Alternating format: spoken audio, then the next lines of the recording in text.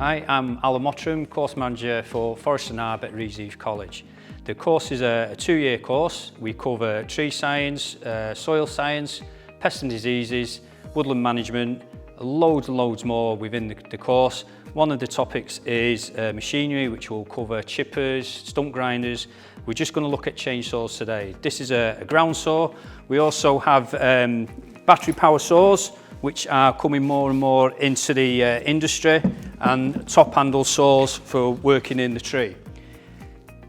We're just going to look at a bit of maintenance, stripping the saw down. Not going to go into too much detail. It's just to give you a bit of an insight of what you have to do as part of the course and maintaining the saw. Under regulations, health and safety regulations, all machinery comes under PUR, provisions use work equipment regulations, and these have to have safety features on the saw. So we're just going to go through the safety features and then we'll do a bit of a stripping down of the saw. So at the back you have a larger rear handguard, so if the chain comes off for any reason, it'll hit that and not hit your hand. We also have a trigger lock, so you have to have your hand on the saw completely to be able to use the trigger. If you don't have it on properly, the trigger won't work. We also have a clearly marked on and off switch, because in the industry is loads and loads of different types of saws, and some turn off slightly different to others. So you always need to have a clearly marked on and off switch. Best thing to do though is read the manual for each machinery so you can exactly know how the saw works. We also have safety stickers and information leaflets. Again, you wear PPE, personal protective equipment. It shows you that it tells you to read the handbook. We also have what's called anti-vibration buffers. It gives that bit of play so it doesn't give vibration disorder in your hands. We also have a front chain guard and a chain brake. So you put the chain brake on, the chain won't go around. You take it off and the chain will go around when you're using the saw. Underneath we have a front chain catcher, so again if the chain comes off, it catches on that and doesn't start flying everywhere. At the front we have an exhaust pointing away from you and in good condition. We also have a safety chain. You've got sloping depth gauges, bumper tie straps, bumper drive links, and it's all to reduce what's called kickback. So if the tip of the saw at this end of the saw touches a piece of wood, sometimes it can come flying back up at you. So they're all reducing the kickback. And the last one is a scarab chain cover, just to protect the chain when it's moving around. So we're just going to go into start stripping the saw down. So we're just going to start undoing these bolts. We slacken the bolts off, we then can loosen the chain, as you can see it dropping it down. Just takes the pressure off, makes it a bit easier to undo the chain. Undo these bolts. These are catching bolts, so they're not going to come off completely, because if you're working in the forest or on site, you don't want them to fall into the sawdust, and then basically you haven't got a saw. You'll give that a good clean. Get as much dirt off as you can, because it all clogs up your chain. And then, because we loosened it before, that chain brake should come off nicely. And then you'll just take the chain out there. And then you'll be doing a bit of maintenance on the bar. You've got to make sure it's straight, it stands up correctly. Otherwise, you're going to end up getting a bit of a banana shape when you cut into timber. And obviously that's going to put more pressure on the saw, more pressure on your hands, and not sufficient cutting. As you can see on there, there's your sprocket. The chain gets on the sprocket, drives the chain round, which cuts your wood at the end of the day. I'm going to take this off now so you just can see inside.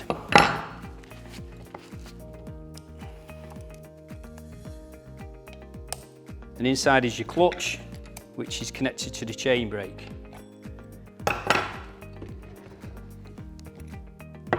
So there's your clutch, and what happens with centrifugal force, when it goes around, these plates open up, which grab inside the sprocket, which then turns that around and then turns your chain around. If you've ever got a bucket of water and spin it around your head, exactly the same principle. If you stop spinning, the water's going to come out all on top of you.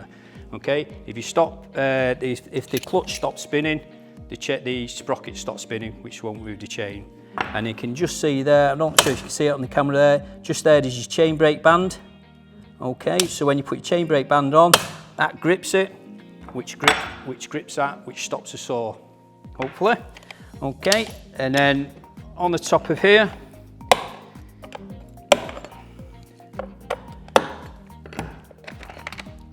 you've got the air filter, stops all the sawdust going into the carburettor. As you can see, plenty of dirt coming off there. So this is your daily maintenance.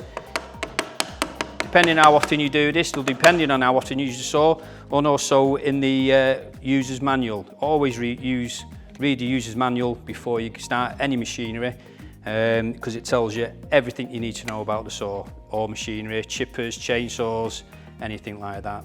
We have a spark plug in there with the ignition and explodes, and that gets the piston working, which drives the whole saw around. So that's basically what you would do. You would do maintenance on the bar, and you do some sharpening on the saw. All this is done over the 2-year course, leading up to gaining an MPTC qualification, which is the national certificate for our industry, basically. Hopefully that gives you a bit of an insight on the maintenance of the saw. And what I'll do now is put it together again, and then next video, hopefully we'll show you how to sharpen a saw. So exactly in reverse, we just put it all back together.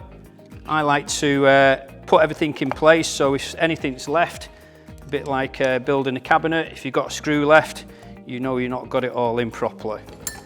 So all that goes on there. Okay, and if you remember at the beginning, when I slacken the adjustment screw, you'll slacken the adjustment screw even more. This will make it even easier to get your chain and bar back on. Because your chain's sharp, you are always going to wear gloves when you're touching the chain.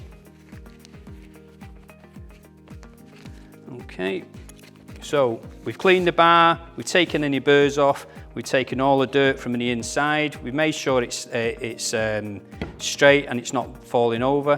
What we would do then, we would turn it over to get even wear on your bar. So every time you do your maintenance, you'll turn this over. You put your chain on, always make sure it goes the right way, and you will be learning more and more about chains. All chains are different. You have sloping depth gauges, your bumper drive links, bumper tie straps, and all these are safety features to stop what's called kickback, so the chain doesn't come back up at you. There's loads of safety features put in place. Like I say, you've got your chain brake to reduce that. You have personal protective equipment, your boots, your chainsaw pants, your gloves and your helmet, all to protect it. But at the end of the day, it's safe use of any machinery. Your PPE is your last line of defence, really. So we've put the bar on. As you can see there, your chain is too slack. So what you would do, you would lift that and then slightly adjust the chain tensioner so you think it's the right tension, tighten them up, just tight enough to test the chain. That seems all right. Okay, and then tighten the bolts up completely, just so when you're using the saw, they don't come off.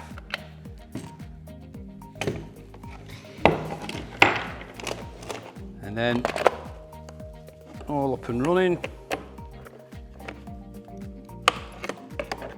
And this is one of the subjects you do on the 2-year course, machinery maintenance and chainsaw maintenance. Once you've got the maintenance sorted out and you're at a good standard, and then we start learning safe procedures to start with, safe cutting and safe use of saw. Hope you enjoyed that. Thank you very much.